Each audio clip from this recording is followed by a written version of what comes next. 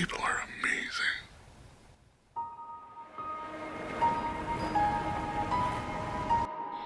Hello again, everyone. This is Zabra, and I'm back to give my 2 cents on the movie The Whale, starring Brendan Fraser and directed by Darren Aronofsky. The Whale is based on a 2012 play written by Samuel D. Hunter. It had a budget of $3 million, and so far it has grossed just under $20 million. In this movie, Fraser delivers probably the most dramatic performance of his life, even eclipsing a stellar performance in the 1992 film School Ties.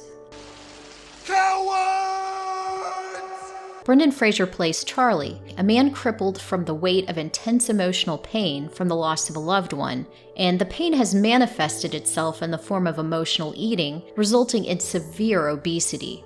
When the audience is first introduced to Charlie, he's become so large that he's a virtual prisoner inside his own body. He has become somewhat of a recluse, spending his days inside his small house. Charlie happens to be an online college professor, although he never turns on his camera during class, for obvious reasons. His only contact with the outside world is via his course, a regular pizza delivery, a small bird outside his window, and semi-regular visits from his best friend/caregiver, Liz. The entirety of this movie takes place inside Charlie's small house. After suffering a severe heart attack and learning that he doesn't have much time left, Charlie is compelled to reconnect with his now teenage daughter. Charlie's daughter Ellie, played by Sadie Sink, is a very troubled young woman, furious at the world and dealing with feelings of abandonment regarding her father. Are you actually trying to parent me right now? Charlie is desperate to have Ellie realize just how special and smart she really is, and to have her live up to her potential.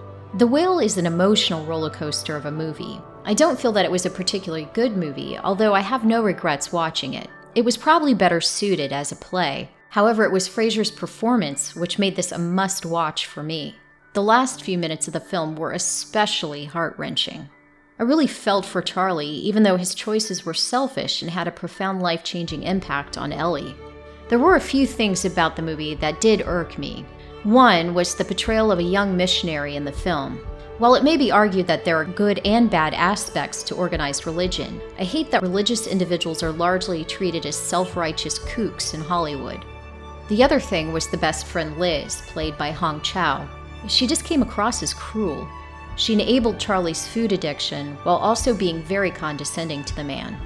On a side note, the movie doesn't have a definitive ending, although it's pretty evident what the outcome most likely is.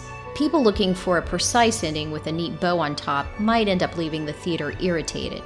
Also, those looking to see this film hoping for an enjoyable movie-going experience, you might end up disappointed.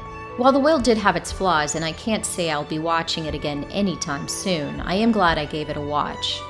In my opinion, the number one reason to see this movie is for Fraser's performance, perhaps the defining performance of his career, at least up to this point. I need to know that I have done one thing right with my life. Well, that's my 2 cents on The Whale, starring Brendan Fraser. Thank you so much for watching. Until next time, take care.